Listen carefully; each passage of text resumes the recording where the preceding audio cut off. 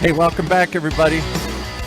Gather your gear, saddle up as we ride along in what all we have to say is the Raad life. Our resident raconteur, storyteller, and community archivist all rolled into one as he shares with us the people and cool things that he runs into here in our county on the Raad life. I mean, 7 years later, 9 years actually, 7 years on the air, starting 8 years now. Wow. Right? And Paul still doesn't know how to explain the show. I still know how to explain it. Right? It's Seinfeld. It's a we're show just, and I don't mean this in a negative way, but we're just on fire. Oh, right? Too soon? Too early? Too soon? early. Too soon? Okay.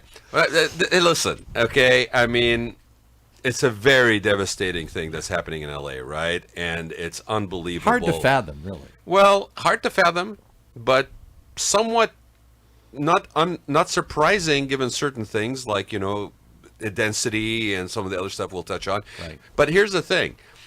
I think situations like this are also times when we recognize what's important and how to actually act in certain ways. Like, when I saw... Not just react. When I saw this thing happening and people already jockeying for political position about laying blame and pointing fingers and this is this fault, and people are like trying to use it as leverage for future runs for office or impeaching people. Fires aren't even out yet, and we're already laying blame. I mean, I'm like, serious people, come on! Like, there are people that literally escaped with what was in their car, and they ended up basically now having to, they can't even go back and check if they have anything left, right? And we're talking about commercial buildings, we're talking about areas, iconic elements. Everybody's focused on, the Hollywood sign is still there, this thing is still there, whatever, but there's people's lives that are really impacted. And yes, they may be affluent neighborhoods, but it's still, this is a pretty devastating thing that has happened. And it won't be our last. See, and I mean, people have lost their pets. They don't know. They're. We have a pet in the room here. We have a pet in the room, huh? Yeah, no, it's okay. It's just, this is the sound effect. Paul's got he's playing some sound effects. All right, but yeah, I mean, perfect. Thank you for the lead-in, Paul, because yes, that's the other thing too. Is people, Okay.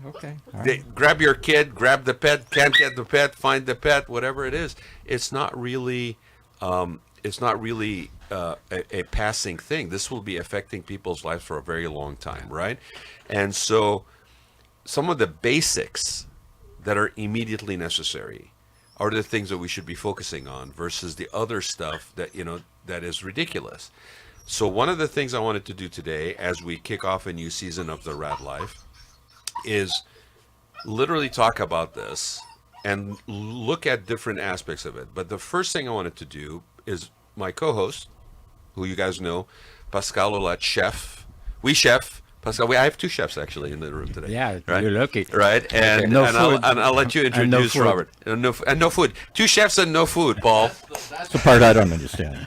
It's lunch. I'm hungry. And what were we talking about? Food and meals. Yes. Okay. Well, you know what? I mean, at least by example, we should have something on the table. We can feed your soul. Oh. And if anybody knows about fires, it's not necessarily only the firemen. It's also the chefs. Okay? I mean, how many kitchen fires have you guys put out? Once a day. Yeah, once a day. One kitchen fire a day, okay? I mean, you guys are in constant training and conditioning, right? Okay, but all joking aside, okay, Pascal and Robert, and I'll let them introduce it, are doing something that really speaks to that immediacy and to actually immediate contact with the end user, like a benefit situation, versus going through multiple layers of bureaucracy. I'm not knocking any of the organizations out there that are trying to help. Everybody's trying to do that. But I'll circle back around and we'll talk about why it's also important literally to roll up your sleeves and put yourself out there to the end user, to really get in the trenches yourself if you are able to do that, right? In whatever way you are able to contribute. And with that said, welcome back, Pascal. Thank nice you. to see you guys. Good Robert, thanks for being here. Why don't you introduce our guest? I wish we could have a different type of topic because it's really hard, but there's always some beauty out of it, that create that community reactions. And You can really tell the caliber of people in adversity. yeah, I honestly believe that. When everything's going great, it's not there's not really a measure sometimes, right? and we're not even touched directly. Right. And those are our neighbors from Los Angeles. Right. And so my friend on Spear, Robert Duvall, who is a local famous chef and entrepreneur, hospitality entrepreneur, just he really put the, if I can say, put the spark into the request. We're going to get together, and we are a group of chefs from Orange County, about 40 of us who are always involved in foundation, charities, and things like that. So we have a network. So you guys, I mean, for those who don't know, because I know a little bit, right, that you guys have a network of chefs Yes. in Orange County, right, and that you on occasion get together and We do about 5 charity events a year. right, Yeah. and before we get too far, is there anywhere where people can find out more about this, or is this pretty much like a informal group of people? No, that just we announce on mostly online, like we have upcoming events called Table for 10. Oh, yeah, Where the okay. Chef Master of Orange County, we have Festival of Chef of Orange County, we have a producer, Christine Martin, who always put everything together for us. Right. It's always a big production. We raise money for a group like Make-A-Wish and from other organizations. How long has this been going on as a group? Probably I'm the oldest, not the oldest, most time into it, about 25 years. Okay. So Yeah. So it's a pretty well established group. So what happened, like Robert? What was the catalyst? Like how quick? What made you kind of say, okay, yeah, we, I don't know, we I want to was- help with this? The first night of the fires, I was watching the news and I just saw all the retirement communities getting evacuated and the flames in the background and just firefighters literally pushing them in the buses with the flames. And I just thought of my grandparents and I was like, if they were alive, Yeah. I'd be down there kicking doors and getting Yeah. them out myself. Yeah. But I can't do that physically, so I just like, I want to feed 100 people. I put it on Facebook at midnight. It's like, hey, I just want to feed 100 people this weekend, see what's happening. Let's talk to my OC network of chefs, and then 24 hours later, we're up to like 10,000 meals. California let one drop. Kristen Martin, everybody's getting involved. We're just blowing up. We did 2,500 meals last Sunday. I'm feeding Fountain Valley retirement communities now. Everybody's reaching out to me, so I don't know. Might go up to 10,000 to 20,000 meals in the next 2-3 months. Right, because a lot of the people that were displaced out of the LA fires are actually looking for accommodations for places in Orange County. So even though it is not in our Yeah, county, we need to expect the next 2 months. Yeah. We're gonna get an influx of all those refugees or victims Yep. to come here because the schoolings are done. Everything's they still coming don't have here. home. right. Yeah. You know what? Great point. Because school, we're just restarting. Like after the Christmas, New Year's holidays. So like now these parents that barely got their kids out of the house in safety, they don't even know if they have a place to stay. They're looking not only for accommodations, but they're also looking to place their kids Yes. so that there's as little That- disruption as That possible. bring another point. Yeah. Somebody needs to come up with an action that gives them transportation. How do you drive your kids to school? Yeah, you may have gotten everybody in one car, and you have a 2-car household, Yes. and like one other car got lost in the Carpool. fire. Yeah, And one person still has to work. right. Yes. Yeah, no, it's very interesting because when you hear that, when you listen to the news, and we always talk about this on this show, is like if it it bleeds, it leads. I can't hear myself, Paul. Sorry. More? Yeah, I don't know. I can't hear myself at all.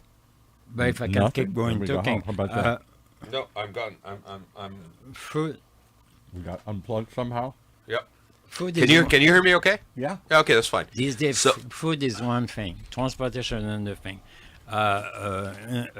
connection, internet connection, so people can communicate. And, so it's very important that some other organization that's just the hospitality industry need to pitch in. Well, the thing I was going to say is, if it bleeds, it leads usually in the news, right? So the problem with that is you don't hear about until later the displacement and the effect of senior communities, retirement homes, people that have less ability in terms of mobility, right? People that don't. I mean, I remember during COVID, we found out all of a sudden that not everybody has same equality when it comes to internet access. And if people are remote working, They- where are they going to now remote work from, right? totally Who's going to isolated. cover those things? So and then we get lost in the shuffle about all this stuff. But and again, what you guys are doing is directly linked to what you do professionally, and it's a way to give in a meaningful way to people in a very foundational need. Nothing's better than a hot meal. Exactly. It's pure voluntarian giving. We just show up, he collect the food, we go in the kitchen, Create a menu. put a menu together, and say everybody does, okay, what can I do, what can I do, what can I do? And at the end of the day, we say, okay, tomorrow we can pack 2,000 meals. How quick did you just 48 hours. 48 hours we had 48 hours you had all 2,500 this meals stuff out going the on. door. That's fantastic. And That's where are you cooking? Where are you amazing. feeding them? We're feeding them at the last weekend was at the Rose Bowl, Yeah. Pasadena Convention Yeah. Center. And the convention center. Yeah. Yeah. And how many like professionals do you have involved in your network that About are a dozen. Professional chefs, I got a list of them right now that helped. give a shout out if you want. Give them names. Yeah, give them their name They, shout outs. they all Absolutely. deserve Guys. Yeah, to be yeah. We got recognized. Brandon Hall, Chef Pascal, Rick, Adam, Alan, Jason, Ola, Michael, Anthony, Carlos, Gilbert, Keith. Thank you all for Yeah. Yeah, coming thank you out. guys, and we'll make sure to tag you in the the And- links to this show. I want to make sure I have everybody's name, so I'm gonna make If sure we we get can, them a we shout out. will list Absolutely. the last And where name did as you well. get the food from? Who donated the food? Yeah, all over everybody. I just The put it. response was Restaurants or unbelievable. suppliers or? I got reached out by Cisco, U.S. Food, Shamrock. I'm really talking to them next week. I have donations from These are the big food distributors the for three restaurants. biggest right? distributors in Southern California, and then I got just family people coming, churches, food banks, Trader Joe's, 7-Eleven. People have just been dropping it off left and right. I can't even keep track of how much stuff has been coming in. that's amazing. And do you have the ability to utilize all this? Because I know sometimes that when we have a crisis of this nature, there's such an outpouring of things like these are perishable Well, products, right? Not all of them are perishable. So the perishable, we try to control the amount of perishable item we have. But there's a lot of dry food and dry part, or even basic containers for the food. Right. We need to get all these containers. So we Do you can- have? I'm just thinking out of the box here. Do you have in where you are? And I think you're operating out of like a catering kitchen. You said in Costa Mesa, right? Time well spent catering kitchen. Okay. Yeah. Say it again, Robert. Time well spent catering. Time well kitchen. spent catering. Do you guys Who's have been a on our, place? who's been on our station before, by the Yeah. way? Do you have a place like in the parking lot or something? If you needed like a trailer, refrigeration Wow. trailer, or anything like that? Yeah, took so them by that. yesterday I rented a 15-foot U-Haul for all the canned goods and dry goods Yeah. to store. Yeah. So that's taken care of. But refrigeration is getting pretty tight. So Well, so I will reach out to the to a particular person. I'm not going to say who it is because I'm not sure how would much be they can great. help. But I'm going to reach out to somebody in the hospitality business that I know is renting a trailer right now because we're in the process of trying to figure out how to put in a 15 by 10 walk-in freezer, refrigerator freezer for them. They have a trailer. They will still need that particular trailer, but I want to find out who it is that they've been renting from, and maybe we can try to secure a trailer for the duration of this effort. Because Mostly it would it's a be- win-win for everybody that get involved. Do you rented the thing from U-Haul? Mm-hmm. Okay. Hey, U-Haul, Yeah, contact Robert Yes. and comp him the storage trailer. totally. And this is mostly for overnight storage of prepared food Yeah. and for transportation to location. Oh, absolutely, because Very you can prep it all day long, but Yeah. somebody's got to get it somewhere, right? Yeah. Yeah. Well, I'm telling you right now, we have a group of people. I'm not going to say who it is because we don't usually announce it, but we have a group of people. Pascal and I know. We shared it with Robert earlier. It's a secret We're- society. It's not a secret society. It sounds like like a bunch of Masons. No, okay, but we will try to We will try to basically get a bunch of people together to be literally roll up their sleeves and be, like involved in fantastic. that, whether it's delivery We can or make it happen. Yeah, absolutely. I did a walkthrough today in Anaheim at a huge location through the Hood Kitchen, Costa Mesa. They're going to offer me a space starting next week. So we'll have plenty of storage for any donations next Because week. this And has how been- did the public find you? Is it through Red Cross? Is it through websites? I mean, how do people know to show up and get food anywhere? Well, Robert simply starts with Instagram and And a Facebook post. and then bam, it's like a spider web. All the chefs just shoot out stuff, and then that network is really Yeah, from our 40 Working very well. chefs, they posted, and then that turned to 80, and then turned to 100, now it's to 1,000 people. This is sharing. one of those situations where, if you are a genuine, and I mean when I say genuine influencer, you're a person that actually is known for what you do, and you are contributing, and you've been involved in paying it forward, and all of that stuff. And there's a trust and an we authenticity. don't I'm get not, paid for. Well, I'm not. Yeah, but you do. We all get We- paid for we- this we- stuff, we've and been- it was we've with been a reward- reward we are that's reward. much more valuable, in my opinion, Totally. than any check I ever Yeah, received. Like, it exactly. feeds a part of your soul that no amount of dollars is going to Such ever a do. great feeling Yes, to and be to able and to to do do that. it by hand, to be involved in first person, physically. it's really a reward that if you haven't volunteered in that way, I urge you to do that. And here's an opportunity right now where you could literally do something that's not necessarily in New Orleans, not necessarily on another side of the planet. It's literally within an hour drive north. It starts by chopping an onion, and then give them the food, all from A to Z. So the tears of those tears are tears of joy that you're helping when you're chopping the onion. There you go. See, we just link everything together on this show, right? But yeah. See, Robert didn't know what he was getting Chef into. Rick was tearing up when he was cutting the onions last week, so that's pretty See, it cool. was tears of joy. Those are tears we of don't joy. tears about the onion. We tears But about Pascal is about to tear up on the show. situation. Tears of joy. Okay, it, but it is. But isn't this what we've always say we want and we don't do enough of after 9/11, after an earthquake, after fire? Well- Suddenly people put aside their differences and they come out. and they say, I will tell. It's a good lesson. Yeah, I will tell you. I think those were some lessons from COVID, because remember, Yeah. we kind of mobilized to help first responders, Right. which technically was amazing that wasn't built into the system, the support system for first responders, and people showed up because it was there was a genuine, like, everybody knew a nurse, everybody knew a fireman, a policeman, somebody that. This wasn't like a lofty white tower somewhere where somebody lived. These were people that were on your street. They lived down the street. You encountered them at the grocery store. So to be involved in this kind of giving, gentlemen, I mean, hats off to you, seriously, and very, very impressed in how quick it's come together. That's a testament to the network that you guys have had now It's for. very important because we are in the business. We struggle to make money, Yeah. and when this happens, we don't care. This Yeah. is Right, because it's a very tough business That's that it. you guys are in. yeah. Yeah, And food and but beverage is a very doesn't tough matter. business. We need to feed the people, and Right. we're going to do that because this is our duty. Well, and let at least we forget skyrocketing prices, skyrocketing housing costs, and it's and I'm going to use this to transition the conversation just a bit, because here's another potential silver lining from this crisis. Okay, you have a situation where we are literally being pushed to the limits, to the breaking point, beyond the breaking points. We've broken. This is beyond the breaking point now. Literally, we are ablaze and on fire, right? We have issues with insurance companies leaving the state. We have issues with insurance companies canceling policies. I had my policy canceled, or not necessarily canceled, not renewed, okay, on a house. Limited date. Yeah, well, they didn't renew it. Yeah.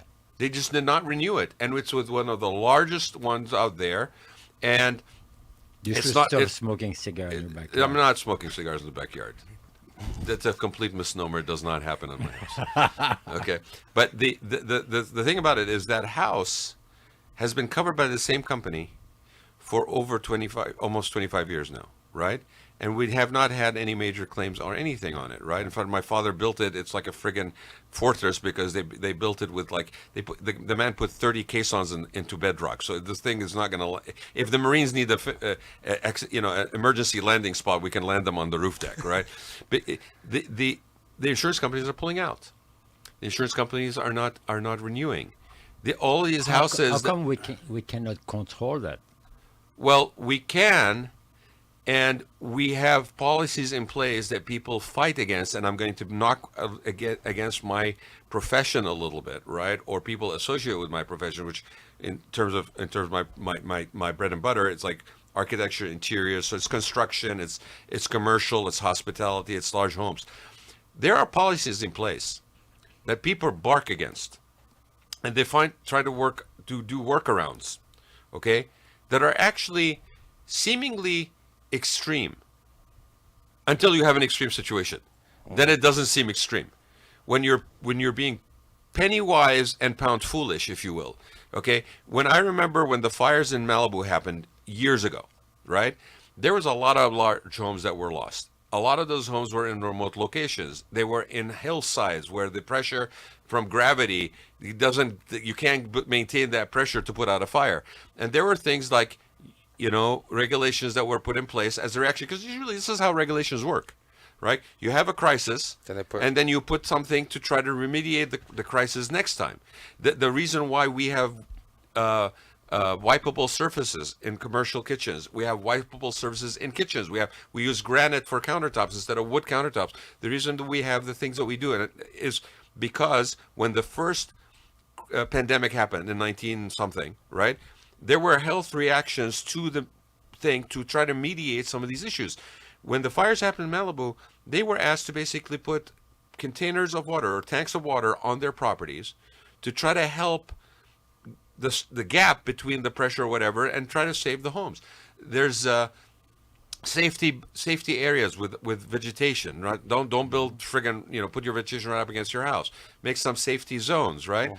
Now, if you've got a cabin in the woods, it's a little harder to do because now you've got national forest and you can't cut or whatever. But if you're making things like that, there are ways to do this. Instead of building with burnable materials, like wood framing, which we do for earthquake, right? And we will have the gentleman on a future show. You could build with tilt-up concrete. Concrete doesn't burn, right? In Florida, my uncle in Florida has a house. It is in a hurricane's area. The first time they got hit, usually the houses in Florida are second story, like it's raised for the first floor and then the second floor. There's kind of a parking garage, whatever, underneath. Well, in the case of my uncle, he has a lot of grandkids. So he wanted to basically finish off the downstairs quote-unquote basement or the ground floor, right? Which is usually not done other than for a garage. Well, the first time they got hit with this, all the drywall, all the wood framing, everything basically went out, right? When they rebuilt it with stucco walls instead of drywall. They built it with concrete block instead of wood. The next time it hit, only the stuff that was furniture got damaged, but not the actual house. So there are things we can do, but if all we want to do is try to minimize the cost outlay in the rebuild, or try to figure out how to legally work around something, like one of the things that they did in Malibu is instead of them basically assuming that the rebuild of a burnt out structure was going to be a new construction back in the day, some of the people involved were trying to work around by saying, oh, no, there's a remaining wall. So this is not a new construction. Which made it a remodel. This is a remodel. Yeah. And as a remodel, it did not fall under the new regulations of new construction. So when we are being foolish that way, okay, when we're basically building more than the infrastructure of water, when we're not spending the money on building the infrastructure and roadways for clearing and getting in and out of places, when we're having high density but no traffic and circulation and safety in and out for fire trucks, right? And then when it happens, we're now blaming everybody and pointing fingers at the fact that there's not enough pressure or whatever, right? It's crazy. When we're not building reservoirs or cisterns to collect all the rain when it comes and it all flows into the ocean, or we have so much construction it doesn't even flow to the ocean, This is stuff that we can actually be better about. Can I give you a classic example that the chef will appreciate? So many years ago, I and a group of partners built a place called Kelly McHugh's. It's an Irish pub, sports bar, dressed up as it was a billiard club dressed up as a sports pub, Irish club. Mission Viejo, 7,000 square feet, pretty big. And at that size, there was an old shopping center. We had to put in fire sprinklers because the center had never put in sprinklers. So our architect said, guys, we'll just cordon this off. We'll put a firewall here. So we've reduced the size to a 5,000 square foot space and another 1,500 square foot space, like it was two separate spaces. We didn't have to put sprinklers in. We saved 50, 60 grand in construction costs. Aren't we geniuses? And then 10 years later, a thriving business. It's on the second floor of a shopping center. The whole shopping center catches fire because of an electrical thing. Well, let me ask you the whole thing went. Let me ask you another question, Paul. How much square footage did you lose in doing that partitioning, and how much did that revenue loss happen because of the loss of square footage that you were still paying for as part of your lease? Well, we used it as almost a private room, so we still made revenue off it, but it functioned like it was two separate buildings. So to your point as well, right? You have all these existing shopping centers that are struggling because nobody's leasing, Right. and they're basically looking at it and going, "No, I'm not going to upgrade." Right. So again, and here's sort of the tragic reality. The value of some of these properties, and I'm going to be a little bit jaded here, but the value of some of these properties is not in the structure. It's the dirt. It's in the land. dirt, right? Yeah. So imagine if you actually had a house that, let's say, was $12 million, whatever it is, just $10 million for simplicity of math, right? The 90% of that value is the land. The house is, let's say, 20, 30 years old. You would have had to take a hit on the house because it's not up to speed for what somebody was going to do. And if somebody's going to come build it, they're going to knock it down. So I have to demo it. So now I'm going to basically negotiate down your price, right? You have insurance on it. The insurance company is about to pay you out because you happen to not have been canceled yet, right? You're going to turn around and sell that property at the higher value because now it's cleared out. Right. Right? Yeah. So let's also keep in mind that the idea here is we will rebuild. But if we rebuild with the same lack Materials. of clear vision Doesn't that make any that sense. led us here, we have learned nothing. And next time it happens, So, buyer beware. so without being political, but it is actually Fire is neither side of the neither party. Fire is Fire burns everybody's it house. burns everybody. No, it burns everybody. but the rules of reconstructions. It's time now to learn a lesson that set up the rules. Yeah. Should it be a federal rule that don't use a wood structure anymore? If you do that, then you basically start falling into the state rights, federal oversight, overbearing. I think the more important thing, Pascal, honestly, is, and it makes perfect sense. Like, for example, the governor just relaxed some regulations to make sure that we go ahead and rebuild. We have to simplify the process for the reconstruction. But while we are simplifying the process of reconstruction, we still need to be insistent on putting in some of these safety measures. Or we'll do it again. And if it means that we have to basically build with more space and less density and more protective I think barriers. it has to be more strict than that. Yeah, but the problem is, and this is the challenge right now, is if you're going to be so strict that now you're going to get stalled in the bureaucracy of approval. You are now going to basically add more suffering and grief to people that are already suffering. You have to. Somebody has to be a leader in this, and actually find that balance between expediting the relief for people. Can we shout out that we're going to run out of wood? Well, yes, and Yeah, there we are will. well, yeah, there are non-perishable materials. I mean, we build with steel framing, right? We build with steel framing, but again, steel will melt under certain temperatures if all you do is put vegetation right up against the house. You might as well set it up like Jean of Arc. I mean, basically, But those are the you're stocking up. the rules that each city and It community. wasn't a French reference on Yeah. purpose. It was just happened to come to mind. Can I give you one example? And we've all seen it happen in Malibu since I came here in the 80s. Mudslides, another disaster. So the hill is not stable enough to build a house on. And the architect and the geologist tells you that. But they're wealthy, and they just find another consultant, and they find some clever workaround, and the house gets built, Paul, and it slides, and a big disaster, and we all pay for it, and then they rebuild it the same way again. Paul, I've had clients looking at houses that are like, let's say, Mission Viejo, Laguna Niguel, whatever, right? And they're looking at houses, and then they go through the inspection, and they realize that the slab has sloped, or the slab is not anchored. So now they have to basically reinforce the slab because their house has a crack in it. Right. Okay. It's in contrast, my father, when they were building a house in San Clemente, he's a civil engineer, worked overseas, steel and concrete buildings.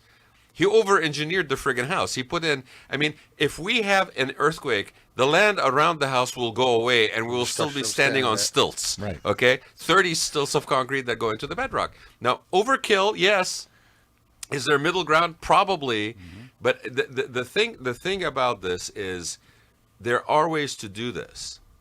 But somebody has to basically stick their neck out and show leadership on this and be fair, but also be firm. Okay? But how do you get compliance when there's a world of consultants whose job is to figure a workaround? Well, forget about ADA, starting with accountants to find loopholes on paying your taxes. I mean, this is the American way. Right. To beat the system is the American way. But if you're beating the system and 10 years later in the house that you It have, beats you're you. basically just gone, then don't come to me. I mean, there should be maybe, and the insurance company should probably cover the insurance. But then saying, if you don't do this, it's just like when you go rent a car. Are you declining coverage on this, right? That's how they should maybe do it. I don't know, but we do have some real issues, like the insurance aspect is going to be critical because we are a very much a construction-based, real estate-based economy. What's going to happen to Southern California? All of a sudden, we don't have insurance to cover this, whether it's new or old. Right. What are all these realtors going to do? What's going to happen with these developers? Like, somebody has to basically stop pointing fingers, sit around the table, work on solutions that are sustainable, and then we don't have to friggin' deal with this in the same exact way 10 years or 20 years from now. And everybody's claiming about, talks about climate change and all this stuff. Yeah, that's fine. But you know what? I came to California in 85, and we had Santa Ana winds then. We just didn't have them in January. Like maybe the intensity is more, maybe the frequency is more, but it doesn't mean that we didn't have those conditions. Like a water, we're a desert. Like that isn't a new thing. So, right, can we go back to food? We can, but I want to just touch on one other thing: air quality, because that's the other thing, right? We're in South Orange County, and we have ash coming over from these fires, right? So, before I get off my soapbox, not only the way you build, but we should have air conditioning and air filtration systems that are mandated in houses. Definitely. And in commercial settings. There are some things that we already do in commercial projects that should be applicable to residential. We have an aging population. When we do commercial projects, we have to account for accessibility for people with limited accessibility. Homes that are basically being built, we have an aging population. We should have things that are universally designed, not age or elderly focused, but universally designed where everybody can basically be able to use them. There's some regulations on air and air quality that should be factored in where we can get 98% particle control. COVID was a first challenge that we had. Here we are with the fires. We're not going to have wildfires next year. Of course, we're going to have wildfires next California. year. Yeah, actually, some corporation or some like hospital, they're taking the step up. Yes. Because they can claim hospital, every single room has an air filter. Look, if you're having difficulty renting your lease space commercially, upgrade your friggin' air system. Yeah. You can actually quantifiably claim that your spaces have healthier air. You're coming out of COVID. I thought we'd do that after COVID. No, we don't. We don't, didn't. because everybody's looking for a workaround. Yes, that's my whole point. Even when you write the rules, there's an army of people who are smarter than the rules and figure Well, I a would say workaround. that there's, the old joke about you call the law office of Smith and Jones, and they say, would you like to talk to Mr. Smith who can write a contract that can never be broken, or would you like to talk to Mr. Jones who can break any contract Yeah, ever exactly. written? Right? Right. So I think there are conflicts in professions, but when you're faced with a catastrophe and a disaster as devastating as we have right now, this is a moment where instead of pointing fingers, we should be looking cumulatively and Trying together to fix for the problem. solutions that are sustainable. And we just learned that together. And actually, it's a good lesson for us that we were able to put that together in a minute. Yeah, I mean, you guys Just are, you like guys that. are talking about real food. I was just trying to offer some more food for thought No, in this conversation. that's true. Yeah. And there's so many aspects that need to be fixed, but we do a share because this is what we are. I mean, I mean, is the prep kitchen that you guys are making this relief effort in? Does it have a sprinkler system? Yes. Okay. Is it tilt-up construction concrete? Probably. Yes. Okay. Case in point, can you imagine doing a relief effort in a prep kitchen catch on and fire. basically the kitchen catches on fire? Yeah. Yeah. I mean the irony of that, right? Yeah. I can see the headlines on the front page of the paper. Kitchen involved in fire relief Yeah. catches fire, Yeah. right? Can I ask one question, a philosophical one? You guys are in the food business in one way, shape, or another. What is the magic of when people are in trouble? There's a disaster. Someone dies. The first thing we do is show up with food. What is it about human beings that's the first place we go to help? Food brings everybody together. Yeah. Like Jesus with the Last Supper. Right. Every family, every religion goes around food. They do an offering with food or drink or some kind of something to do with food or water or wine. And every family eats together for every holiday, every tragedy, every birthday, everything that's good in life. We come together, have a barbecue. I think of when my parents died, the neighbors showed up with food. Yeah. Yeah, and now there's It's comforting. organization or online system. You can do a food train. What's a The food meal train. Meal train. Meal train. Meal train. What's Meal a meal? train. I don't know what that is. So meal train is when Pascal was unfortunately in the hospital last year. Yeah. In and out, and we all chefs all together. We got meal train. We all donated meals to Pascal. He didn't have to cook a meal for every day. Each chef would pick a meal for a day. It's like when, drop when it a off. neighborhood gets together because somebody had a loss, and they basically bring a food to the house so that people are basically, while they're grieving, are not having That to way also it's deal with it. organized. Yeah. So the people know where. Yeah, what dates, when, time, yeah. exactly. What you're bringing him, his dietitianary restrictions, everything. So there is ways. So here's a thought. Here's a thought. While we're going through this, because this is not going to go away anytime soon. This is no. probably, we're looking at this going to be affecting people for at least a year. So I talked to It's some not people from working. Maui. My friend called some people from Maui and said, "Hey, Yeah. this has been going on for 18 months. Yeah. So this is not going to be a 6-week No. project." Yeah, No. and you don't just No. rebuild, restart, and move on again. This Yeah. So I lingers. have an idea I will share with And you then guys on off top the of air that, afterwards. It just We're came still to me. building in North Carolina from that disaster. Yes, Yeah. exactly. Hey, remember how long Katrina? Still building. Yes, the Ninth Ward, never the same. Yeah. And still with the fear. Too. Yeah. Oh, absolutely. People are stressed. Absolutely. Is that levee going to hold next time? Yes. Right? Yeah. Is that fire? I mean, anybody who's been to Lahaina knows that thing was very tight. Whole old homes. All it took was a spark, Done. and you're exposed to the ocean. Here's the wind. Like that's not going to change. So I'm not saying we build, silos of concrete, but there are ways to do this, and there are regulations, like I said, in the commercial space that already are in place that don't apply to residential. Technically, they should apply to residential. The only reason they don't apply to residential is because the idea is you can't basically afford to do them in residential. Well, there should be some kind of policy from California from now on saying, "Hey, we should put some fire sprinklers in every house in fire Right. areas." I mean, Florida.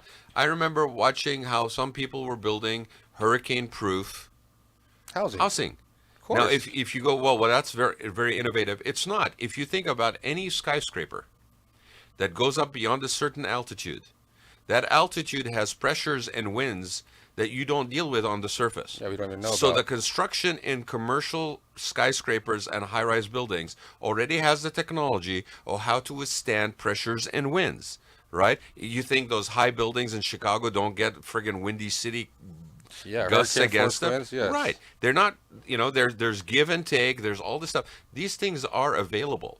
It's just actually now, it may require additional training for some of the professions that are providing, whether it's the architecture or whatever. But when you're in a situation like this, okay, you have to do that. If you're in a situation where you get basically blizzard conditions, okay, you're going to build with open air roofs. You're not going to do that. Skylights. Right. You build in a way that basically makes Well, sense. or look at what happened in Texas, where they don't have freezing cold that often, and so they don't insulate the pipes like they did in Michigan and Minnesota, where I grew up. And all of a sudden, the temperature drops. All Pipes the pipes crack, start yeah. burst. Ice cracks all the pipes. Suddenly, everybody's without water in their homes and their business and everything. They're like, "How could that happen?" We do in the Midwest. We're forced to insulate our pipes because that happens all the time. Like, And- oh my God, you have a vacation home. Like, I'm just thinking out loud, right? You have a vacation home. It's in an area that basically goes sub-zero and basically does that, right? You have a water line that is running. Okay, technically, that water line should be turned off, and you should be able to open your faucets. Yes. Right? Okay. So if you were in a commercial setting building something like that, or an Airbnb, I would say that you make all your faucets electrical. So basically, which they have the technology to do that.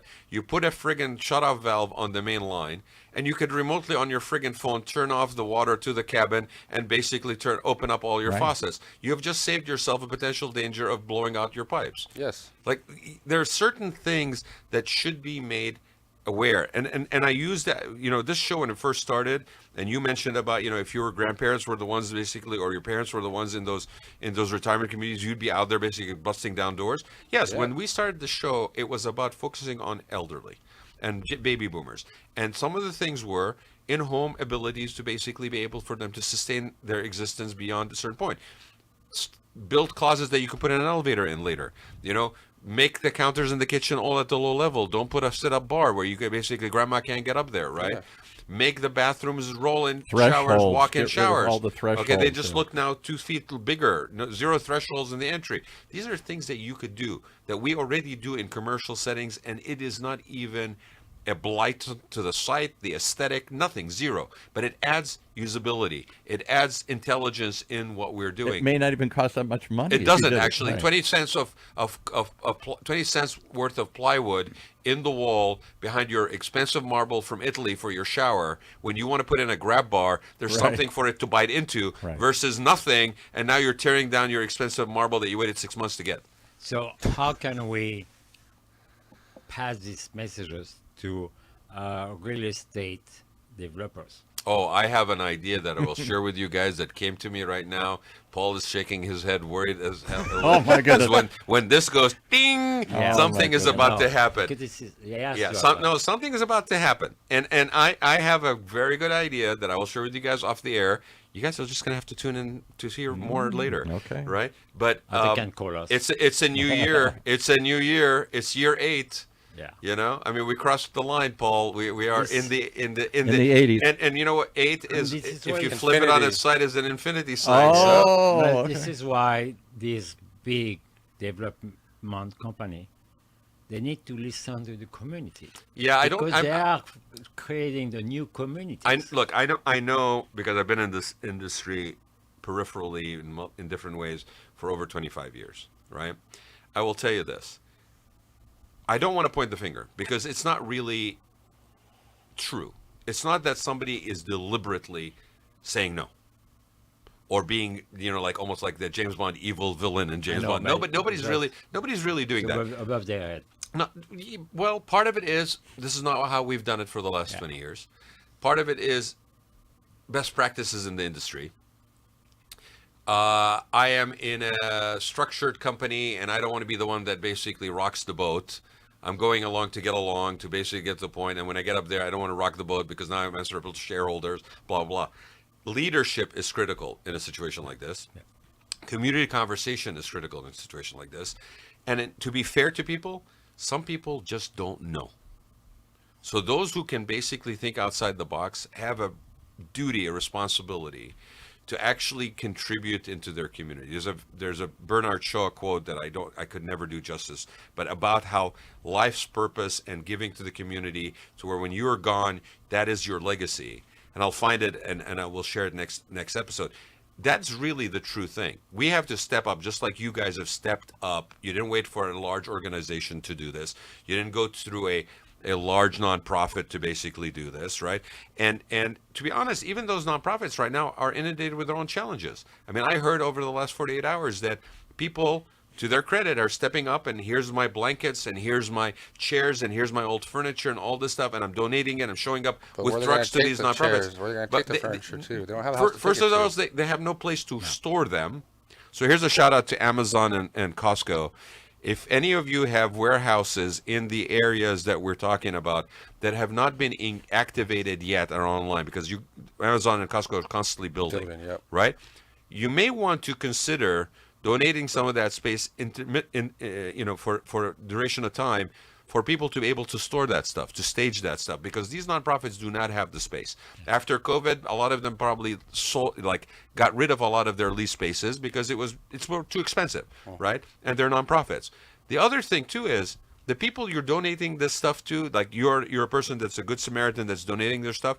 Keep in mind and ask that nonprofit, who is it that's basically coming to get this?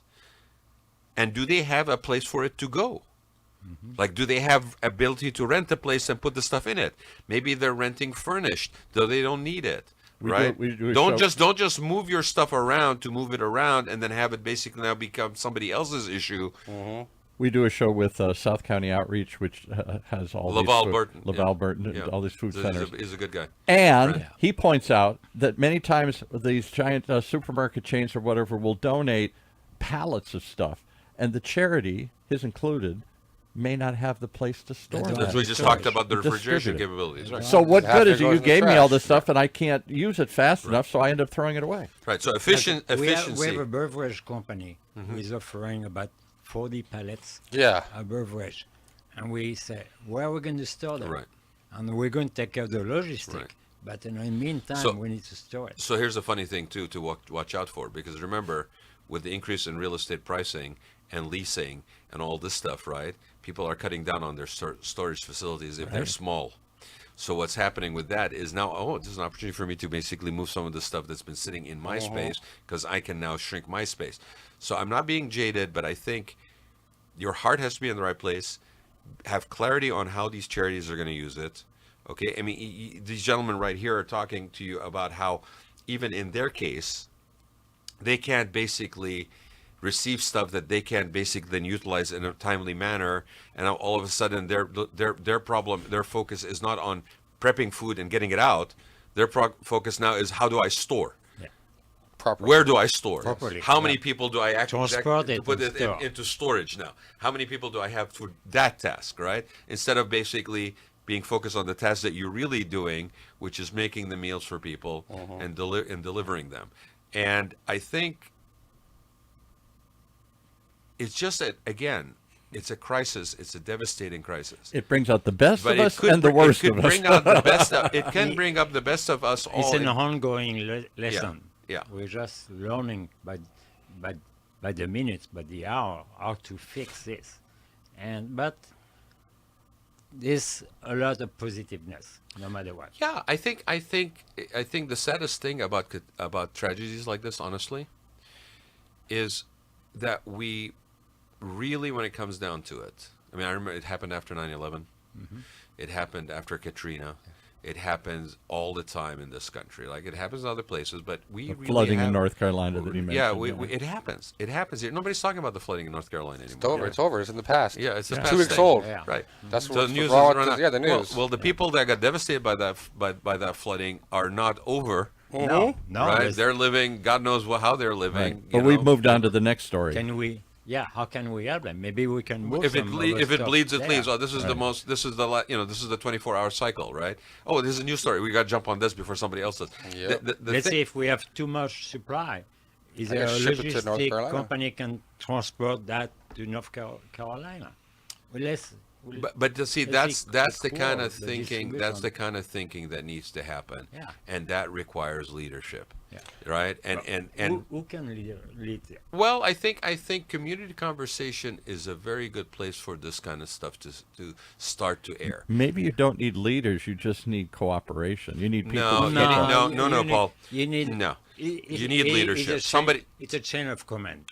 It's very Somebody important. has to stand up and say, the focus is this, and only this, and we can, if we are motivated, we will find a way to get to the solutions we need, or we can just fall back on not sticking our neck out and taking a risk on something because we're worried about our political career or we're worried about our place in the company structure or whatever. And I'm not, there are people step up.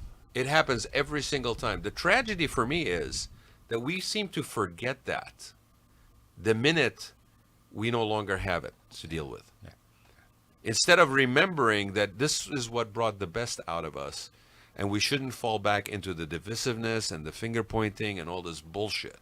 I remember years ago when New Jersey had that massive hurricane. Obama was president. Chris Christie was the governor. Political opposites, political opponents, they came together and shook hands.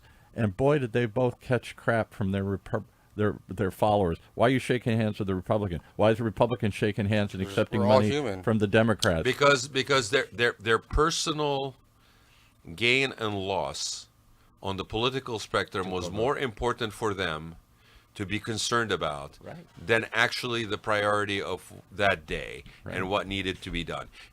Look, did the country come together after 9/11? Absolutely. Yeah, Did we make some stupid decisions globally after 9/11? Absolutely. Right? Are we likely to do those again for whatever personal agendas we have? Absolutely. Well, Right? let's hope if something happened isolated in Orange County. Well, yeah. We have something major in Orange County, a major earthquake right there. Is LA going to have learned to help us? I don't know. You know what, Pascal? I don't know. All I know is I'm answerable to myself, and when something happens, it's me that I need to basically answer to. I hope that people do, and I believe in the human nature of people and the goodness of people above all the bullshit and all the engagement with, wasting our times on postings of this and that and all this shit. When push comes to shove, the good people do stand up and they do show up, right? Okay. And look at Orange County. We hate the word L.A. We're anything but L.A., and yet you're stepping up to help L.A. Well, That's a big competition. and Exactly. we are talking about fire, right? What happens every single time there's a fire? I mean, I was driving over this weekend, and I was coming back into downtown LA, or not downtown LA, kind of coming down into LA from Northern California, and the crazy thing is I was seeing fire trucks and EMTs and all that stuff on the 5 coming down to Los Angeles To help. What happens every single time we have a crisis of this nature with wildfires or whatever? Everybody comes. People comes from everywhere. Yeah. And we send people to other places, right? So if this is not a model to emulate beyond just the professionals that are involved and put their lives at risk, I don't know what is. That's something we should actually look at, that we need to communicate with Los Angeles restaurant industry, Yeah. that we can, if Provide. needed, work together and help each other. I think it's very important that, it should be both ways. Well, but the people that are the workers in those restaurants, Yeah. okay, they don't have a place to go work now, No, we can, Yeah. right?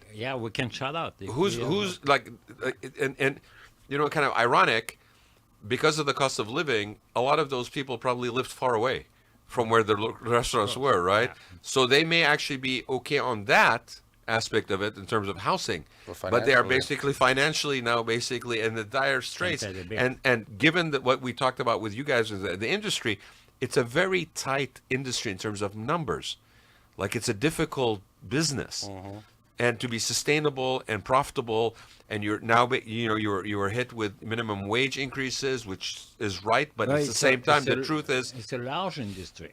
right, but the truth is that if you're a restaurant owner or if you're a property owner of some business, right, you have cost outlays that were already challenging. And if you're working in those industries, you now basically have a fear that not only did you lose your place of business, where you basically earn a living that basically allows you to sustain and provide for your family, you may never be asked back. You know, It might not come back. if Because A, it may not come back, or maybe B, it comes back, but you don't have a job. what we can do, you know, I don't want to be just a good Samaritan, but if someone call me a cook, I mean, I don't know with the beard if you still qualify as a good Samaritan, by the way. Do we all like Pascal's new beard? I like it He's- 'cause I got a it's beard. It's very French captain. I almost want to put him in a turtleneck and start calling him Captain Haddock, if anybody knows about Tintin. I was thinking more about like when I was in the 50s and the kid in the 50s. It looks like a beatnik. He's a beatnik. beatnik. He Yeah, is a I'm little a bit. beatnik. He I'm is. a- He is. yeah, Yeah, he is. already At I'm a heart, he is a beatnik. beatnik. Yes. not a hippie, but a beatnik. Beatnik. There was a difference. Yeah. No, the hippie is over there. Paul is the He was a hippie. beatnik. I'm a hippie. Yeah. But you know, if a cook had a post online, I need a job. I live in Los Angeles. I lost my job. I love my home, whatever. Is there anybody in Orange County who can give me a job? I think every restaurant, every chef should be open to say, I don't have a position for you, but temporarily we can have you for the next 6 months, for the next 8 months. You know, just so I'll you tell can you survive. something even more. This is maybe more marketing hat, and I'm not trying to be self-serving for these restaurants, but if a restaurant, for example, all of a sudden is making an effort to support their brothers in business in LA, right? And let's say they are doing either special meals or special menus or whatever, or maybe an evening or what have you, right? And they are basically putting it out in the community that this is effort to basically help. It's not necessarily that you necessarily have to collect the money and then put it towards a charity in LA. You can actually bring the people that have lost their jobs and have them work those shifts. agree. Catering companies, if you're going to put in, catering companies, if you're smart right now, you may want to basically put on, Yep. relief efforts for LA fires and make sure that you also use people that have been displaced, because that's an additional pull and appeal for people to say, I'm coming not only to support you, but I'm also coming to support the people that are working the event because they are now temporarily unemployed and unable to support their families. Because Again, the first- outside of the box thinking, the leadership is critical. outside the box, we first thing we think food, but it's much more than food. It's food for thought. Yeah. Hmm. Yeah, but it's On that, do we want to wrap up? How do they find you? How do they reach you? How do they get involved? How do all the things that you want? to shout a number or an email. Or, Yeah, you call it by Just call me. Careful. Yeah, Call no. me. Careful. No You're number, no busy number. cooking in the kitchen. No, I don't mind to share my may I email. suggest something? You guys both individually are on social. Yeah. People can reach out to you. That's true. Right? Keep in mind that these guys are doing the work. the They Red, are- the Red they're- Cross posted on their Facebook page about Facebook, me yesterday. Instagram. Facebook. Right. LinkedIn. Or you Yeah. can reach out to us at OC Talk Radio. You can reach out to me on social. You reach out to the show on social, the Raad Life, and we'll connect you with them. I think we need to be considerate and cognizant of the fact that when somebody is in the trenches doing the thing, the last thing I want to do is have them basically be too busy because they're answering phone Overwhelmed. calls. My phone's been going off from 6 a.m. to 1 a.m. every day. I'd rather you in the kitchen basically cooking, dude. Yeah. Honestly. It's been, I've had 13 messages right now so far. Right. Which is wonderful. No, it's wonderful. Can you answer mine? Okay, so I'm going to put the word out. If anybody wants to volunteer to answer the phones There you go. for them, reach out to me and I'll connect you. We are looking for a virtual assistant for this effort Thank you. that can take the pressure off the chefs Thank you, Raad. and keeps them in the kitchen where they belong. No disrespect, okay? They belong in the kitchen because that's where transported- like, that's what where I you're gonna want have. to You're be. gonna have a surgeon basically not in the OR, but instead at the reception answering phones. And transportation. No, you would never have that happen. Moving the food, storing the food, all that stuff. And if you can't get a hold of me, then call Paul. No, I'm just serious. Call me, I'm not giving reach out my out to number. me, and I'll connect you. But Well, if we are looking for Can somebody they reach who out is willing to, OC Talk Radio? Sure. I Reach want out it. to California Love Drop. yes, but I'm putting it out seriously. Okay, these guys need organizational help in basically vetting some of these calls, making some answers. There's some of the things that are probably the same question being answered, but same way. If anybody would like to volunteer as a virtual assistant and help these guys out while they are basically focusing on doing the work that they need to do in the field of expertise in their kitchens and focusing on distribution of the stuff, please reach out to me. I'll connect you with them. Let's get them some foundational structural support. Let's repeat again. Yeah. This is not only one-time deal. No. It's going to be for Yeah, this is not like this week, Several next week weeks. I get busy with some other TikTok posting. Okay? This is a whole year minimum. Yeah. Potentially longer. Oh, and when you I'm start groaning looking at already. the people, if you can't help today, you can help tomorrow or next I week. just and want to the give week after. $20 and go on to the next disaster. you want to buy a lottery ticket too? I mean, it's like buying a lottery ticket. Here's my $20. Here's my Yeah, did it. Okay, Yeah. great. All right. If okay, and please keep those people that have been really impacted in your prayers Yes. and in your good wishes. They are really suffering in many ways. The most immediate ones is the loss of the property, but this will domino affect a lot of stuff. Their kids out of school. Do I have a job? If you're if you're working hybrid, where are you going to work from? Can I tell you one image is in my mind when we were giving away food at the Pasadena Civic Center? You see people, middle class, well dressed, or whatever they could put that on, and they're holding their file thing, because this is what the only thing. It's the only thing they got out. Yeah. Just their Yeah. whole life. in a file. But And here's they sleep on it because they know this is the whatever they have left of their life. it doesn't take much to actually think outside the box and come up with things that are win-wins all around, right? We have a this diminishing of lease spacing of offices. We have offices that have been sitting vacant since COVID and before. You have people that were hybrid working from home. If you're an office building owner that has been sitting there without rent for the last God knows how long, right? Consider offering the space for people that have been displaced so they have a place to go. Starbucks is one location, but if you're a person that isn't going to want to sit there and smell coffee all day, you may want a different environment. WeWorks, if you're a struggling business that has office space, that you're wondering what the hell to do with it because you have not been able to rent it for the last 2 years, consider opening up your doors and having people that are hybrid working basically go and work there. Okay? And I know that's an opportunity for you to go to those companies and go, haha, I'm going to sell you now office space. But also consider that you could basically benefit from this as a tax break, as a high visibility, social responsibility, PR space. thing. Yeah. PR. Any Yeah. space available. But this is what I mean. Yeah. This kind of think outside the box. How can something solve something else? Is doable as long as we are motivated to have leadership in the thinking for sustainable solutions. Talk to me in 5 years when the next fire hits and we've forgotten all of today's discussion and we're still doing things the same way, rebuilding the same way, focusing on the immediate need of the moment. And Hopefully, we have learned some And lessons. that's why, ladies and gentlemen, the baby boomers sit in the back room, and the Gen Xers Cynical. and You know what? take charge. You may not remember, but we will remember. Yeah. Yes. And we will remind you I hope so. because we're not there yet, and we still remember things. On that note, everybody, thank you both for being here, Pascal welcome, and Robert. Really, keep doing the good work. I'm very fortunate to know you guys, and I think what you guys are doing is wonderful and much needed. And And thank Very to grateful all that you're Orange doing- County, Yeah, thanks, our OC. community. yeah, thank you for food all the chefs that are community. involved, for all the people that are supporting. If you're interested in this, reach out to us.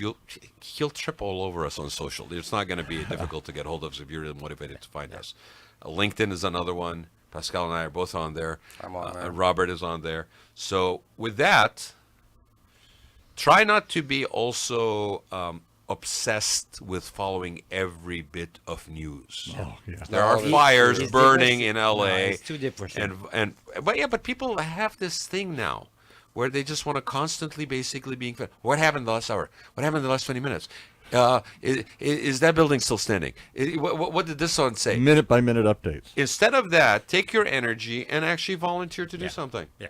Yeah. you'll feel so much better. At least Totally. you're making a difference versus just Well, being fed this know why negativity we on a feel daily better? basis. You're feeding yourself the negativity, by the way. We felt tired instead of sleeping in front of TV. Yeah. No, Yeah. we just go to sleep. Yeah. Which, Because which we you have know, no choice. ultimately is a different way of approaching life. It's the rad life. I can't say it any better. I know. Thank you, everybody. We'll Thank see you you, next Ed. week. Thank you. Thank you. Bye.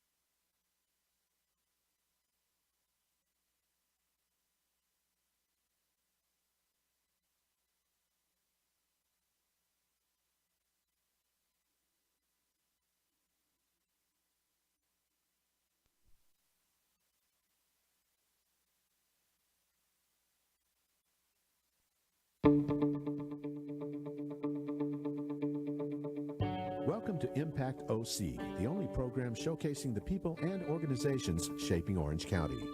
With your host, Don Camber.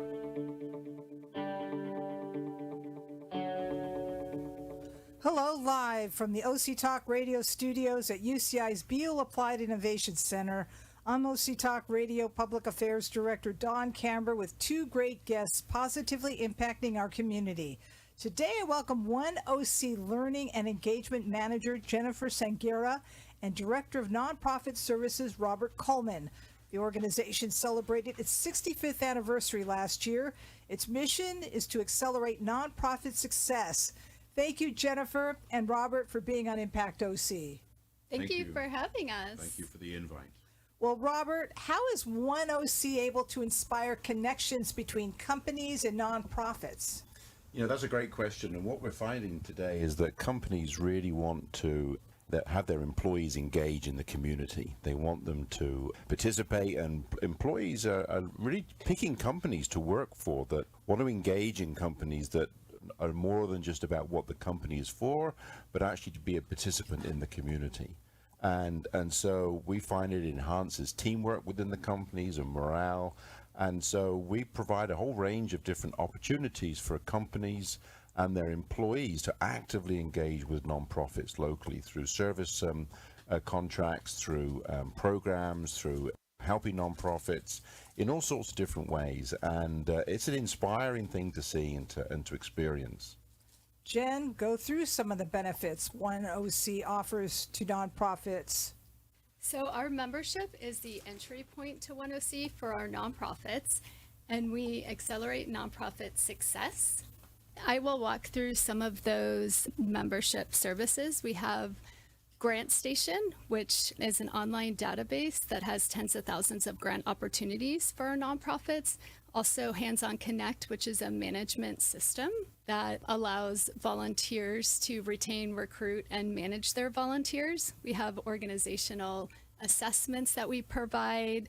We have our One OC job board, where our members can post open positions if they're looking to recruit and hire some new folks in the nonprofit sector. And we have kind of just an array of services. So that's kind of where I'll start. Why don't you talk about some of those services? So some other of our services is really our community engagement team, which is a team of experts at One OC that helps to place skill-based volunteers with our nonprofit members. And that can look at, if you think of a regular job position, it's just like that, but for a volunteer. So they could help with marketing, they can help with all kinds of different positions, data entry, running events, or even some kind of like networking collaborator as well, which is great. And Robert, explain how One OC serves the community in terms of nonprofits to ensure that they thrive in the endeavors of making a positive and lasting difference in the communities you serve. You know, in Orange County, we have over 9,000 nonprofits serving 9,000 different missions. And part of our mission is how do we help them? How do we help them serve their mission in a more impactful way? And so the services that Jen's just described and some others that I'm going to go on to describe are all about how do we help our nonprofits be the best they can be for the missions and the people that they serve and have greater impact. One of the things that we find particularly with smaller and mid-sized nonprofits is when they have to do their accounting, for example, everyone has to do it. If you're a nonprofit, you have to do an audit every year. You have to do a tax return every year to the IRS. There's a whole back office piece to running a nonprofit. It's not just all the mission-related work. We have to look after the money. The donors need to trust us in the way we look after our money. Particularly for the smaller organizations, that can be a real challenge in terms of they're very good at the mission piece, but they need to be as good at the non-mission, the back office piece. And so one of the things that we can do at One OC is to provide you with an accounting service. So you don't need to worry about the accounting part. We'll do that for you. We'll look after it. We'll make sure it's managed in the right way. We'll make sure we meet all the compliance needs for you when it comes to finance. For those finance people out there, we'll conform to GAAP. And so therefore that allows the non-profit to focus on where their energy wants to be directed, and we'll look after that finance piece for them. In the same vein, HR, where you've got employees maybe, or you've got volunteers, or you've got a range of independent contractors, just the whole law and legal side of HR, it can be quite a burden, particularly for the smaller organizations. And so, again, we can take that burden away from them by saying, we'll look after that for you. We can do your accounting for you. We can do your HR for you. And those are the two real big things that can really help nonprofits thrive and focus much more of their energy on the mission. Then what we think about is, well, how do we train them? What are the skills that they need to learn? I mean, there's the finance skills, but each nonprofit has a board of directors. Well, how do they train their board of directors? How do they find new board members? And how do they make sure that their board understands their fiduciary responsibility in terms of what does the governance look like for a nonprofit? So, one of the things that we find is people think starting a nonprofit is easy and then running one is easy. And quickly they realize that actually the starting it really was quite easy. It's just some forms. The running of it in a responsible way that takes donors' money and uses it in a responsible way is actually quite more consuming in terms of effort and skills. And so we have a nonprofit learning center that focuses on some of those skills and how we can educate and help our nonprofit colleagues really be the very best, not only in terms of program and mission, but also in terms of their fiduciary responsibility, because that is where, when you've got the confidence for your donors in terms of how you use their valuable resources, then they're more likely to continue to be donors and support you in your mission. Jen, how do you connect nonprofits with businesses? So we connect nonprofits with businesses through our CSR program, our Community Responsibility Program, and that really has the connector piece of finding businesses that would like to do some volunteer work, and the nonprofits benefit from that. So it is a good kind of fusion between the two, that it's team building and networking for the businesses, and then the nonprofits as well get drawn into the community and be able to really find that like synergy between business professionals and nonprofit professionals to be able to collaborate together.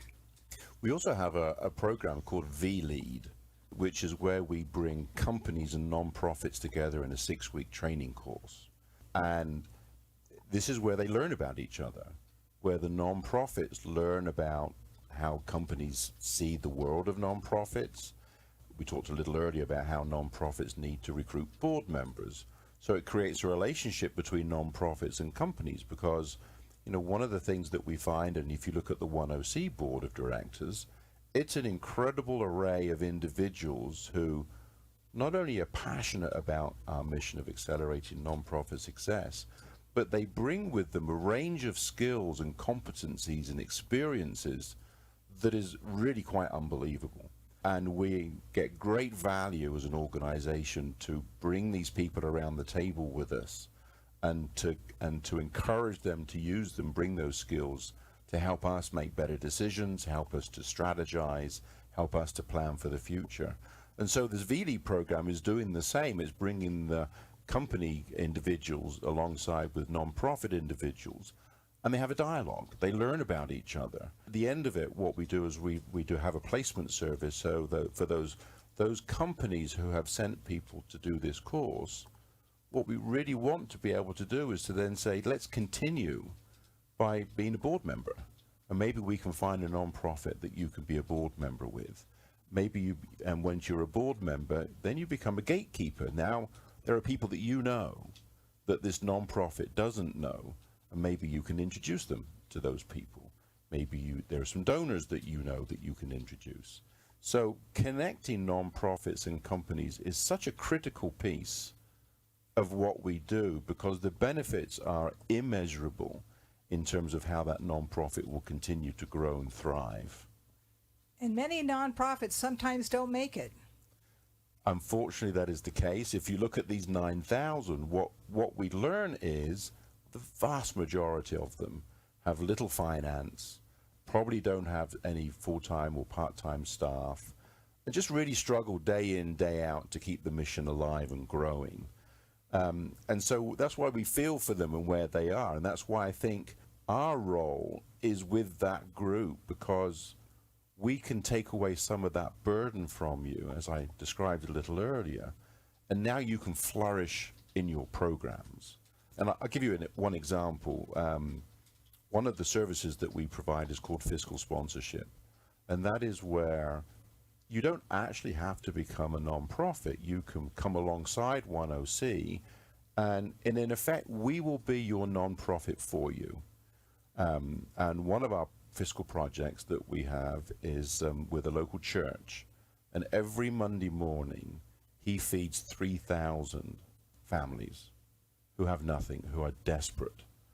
And at 8 o'clock in the morning, all of these volunteers arrive, and they start to pack boxes with food, with vegetables, with a whole variety of different foods for these people to collect. So we help them with their find volunteers. We help them because we do their finance for them. They have a vehicle where they go and collect many food donations. We help them by looking after their vehicle. And then at 12 o'clock or thereabouts, lunchtime, 3,000 people over the next couple of hours turn up, and this project gives them a box full of nutritional food for that family to feed and to survive off of. And so that's just one way of how we connect not only projects to the community, but we connect companies to those projects because they come alongside and they do the voluntary work. So it's a wonderful synergy and web of connection. And at the end of the day, when you think about who's the winner here, it's the person on the street in this particular example who without it would be hungry. But because we do all of this, because we do the finances at 10C, because we do the HR, because we support this project, and because that project has a valuable mission, together we get to make a difference. And together, because of that difference, people aren't going hungry. Actually, they're surviving. I want you to explain what it takes to start a nonprofit, because you were just saying before that many people have a notion, they start a nonprofit, but there's more to it. So why don't you just kind of give us a little talk about insight. that? Sure. So the process is really quite simple to start a nonprofit. The first thing you have to do is register, if it's in California, a public benefit company. And then once you've registered the company, then you fill a form in, 1023 is what it's called, and you apply to the IRS to ask them to recognize this company as a public benefit corporation and to give it tax-exempt status. And if the IRS approves, they give it a term, and it's called a 501c3. So once you get that designation letter, what in effect that means is if someone then gives you a donation, that person who is donating some funds can add that to their tax return at the end of the year. So now you've set up the nonprofit, but you now need to have bylaws. You now need to recruit a board of directors. Explain what a board of directors is to a nonprofit. So a board of directors is a group of volunteers who have fiduciary responsibility for all of the activities. They are the ones that are accountable for the activities of the nonprofit. And that's why you have to have directors and officers liability insurance. You have to have all sorts of rules and procedures and policies that define governance, that define your financial controls and compliance. So all of these things come along with running a successful nonprofit. People think, though, that running a nonprofit is just the mission. I just want to feed people. Just let me feed people, or let me support, pets who need, help, or work with children, or some of my experiences have been in the past working with people coming out of the incarceration, How do they get back into homes? How do they get a job? How do we reintegrate them back into society so they don't reoffend again? So often I think people have a sort of a naive view that actually just starting a non-profit means I can just get right into the mission and I don't have to worry about anything else. And it's not that you have to worry about it, but there's a right and a wrong way. And that's where our programs, that's why membership of 10C is so critical, because we help you understand what that right way looks like, and we will come alongside you and have that journey with you. So Jennifer, explain when a nonprofit says, we want to start a nonprofit, we need help. What is it that you do for intake? So for our membership services, we will connect them with different services that I mentioned previously, and really link them to our nonprofit learning center as well. So they'll have access to different trainings, professional development, board excellent courses, as well as grant writing. We even have a course that's called How to Start a Nonprofit, to get that training on what they need to do for their organization, and also just professional development, always, enhancing what you have, your skills. So I think that's kind of in a nutshell. What surprises many of the nonprofits in terms of the work that's involved that they didn't anticipate? The work that's involved. That they didn't anticipate. They didn't. They have an idea, they have a great heart, but then they move forward and then... And I've had many conversations with people who have come in and their question has been, I want to start a non-profit. And so we have this conversation about what that means. And then we mention to them, actually, you don't need to do any of that if you don't want to, because we have this other program called fiscal sponsorship. If you'd like, we can be your non-profit. 10 times out of 10, when they hear about it, they say, I would rather do it that way than have to do it all myself. And it's a good way for people to understand what it means to run a non-profit without the technical side of running a non-profit. And it may be 3 or 4 years down the line, they've grown. And now they say, you know what, we're strong enough. We have some stature to our organization. Now we want to become our own non-profit, and so they can emancipate out. There's a non-profit in Orange County that today is a $60 million non-profit that works with housing and homelessness. Their first 5 years, they were a fiscal project of 10C. So they went from nothing, just an idea, and today they're a $50 million non-profit working in many places in Orange County. So that is possible if you have a dream and you have a plan to implement that dream and to do things in the right way. But of course, nonprofits rely on volunteers. Mm-hmm. So share with us the transformative power of volunteers and how to encourage volunteers to participate with these nonprofits. There's no greater service than to serve.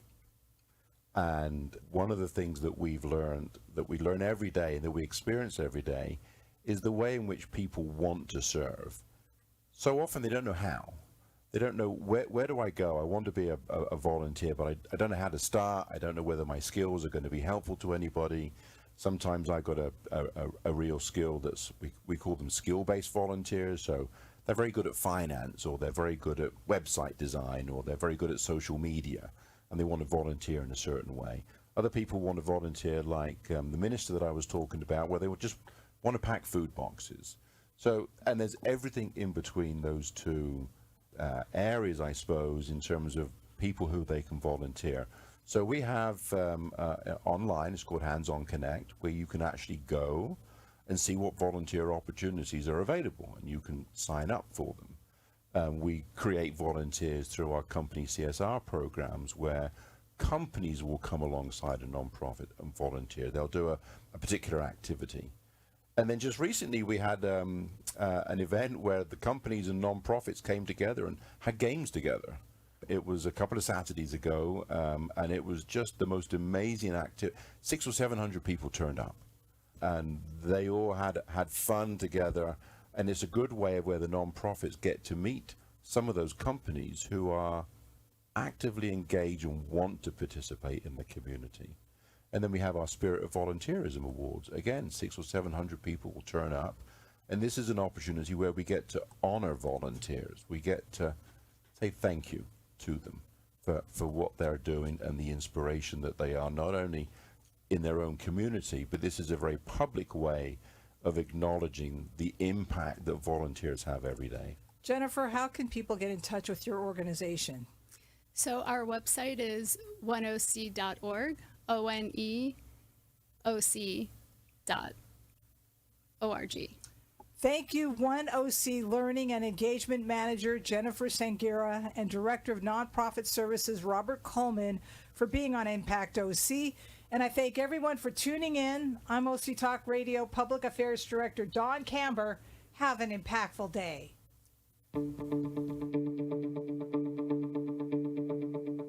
You've been listening to Impact OC, the only program showcasing the people and organizations shaping our community.